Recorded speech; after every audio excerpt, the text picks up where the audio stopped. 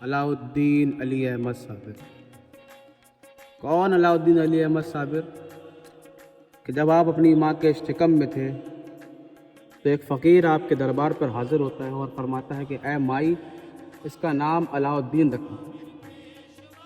आपने सुनने के बाद जब आप रात में सोई हैं और सोने के बाद आप ख्वाब में देखती हैं कि हुजूर मौलाए कायनात तशरीफ़ लाए और लाने के बाद फरमाते हैं माई, इसका नाम अली रखना।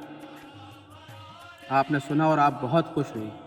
खुश होने के बाद आप उठी। उठने के बाद जब अगला दिन आया तो आप फिर ख्वाब आपको दिखा और ख्वाब देखते ही साथ आपको ख्वाब में हम सब के मरकज़ अक़ीदत हुजूर अहमद मुस्तफ़ा मोहम्मद सल्लल्लाहु ताला अलैहि वसल्लम तशरीफ़ लाते हैं और फरमाते हैं कि इसका नाम अहमद रखना। और आपके पीर व मुर्शिद ने यानी बाबा फरीदुद्दीन गंज शकर रहमतुल्लाह ताला अलैह ने आपका नाम साबिर रखा। इससे आपका नाम अलाउद्दीन अली अहमद साबिर हुआ। वो कौन अलाउद्दीन अली अहमद साबिर? कि आप अपने मुरीदी हलके में बैठे हुए और एक शख्स खड़ा हुआ और फरमाता है सरकार, फना और बका क्या होता है? और वो शख्स कौन था? वो थे शमशुद्दीन तुर्क पानीपती। जैसे ही आपने कहा सरकार फना और बका क्या होता है, तो आप फरमाते हैं कि क्या करेगा जान के। जैसे ही इतना कहा सरकार कहने लगे कि सरकार बस जानना है। जब आपने कहा जानना है तो कह रहे ठीक है, वक्त आने पर बताऊंगा। ऐसा ही हुआ और आपका वक्त नज़दीक आया। जब आपका वक्त नज़दीक आया तो आपने वसीयत करी कि मेरी नमाज जनाजा वो पढ़ाएगा जिसकी असर की सुन्नत न छूटी।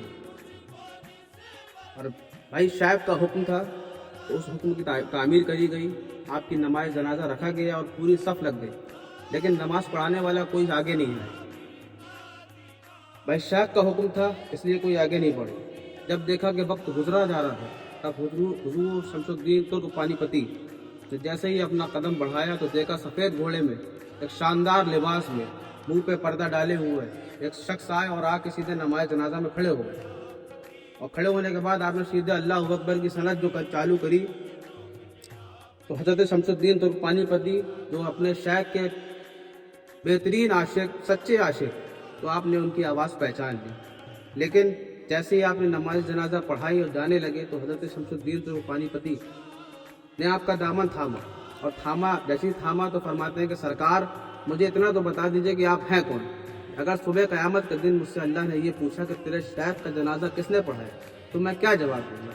जैसे ही इतना कहा तो आपने अपना पर्दा हटाया और हटाने के बाद फरमाते हैं कि तू जानना चाहते तो फना और बका क्या होता है, तो देख ये है फना और ये है बका। बस इतना ही कहना था।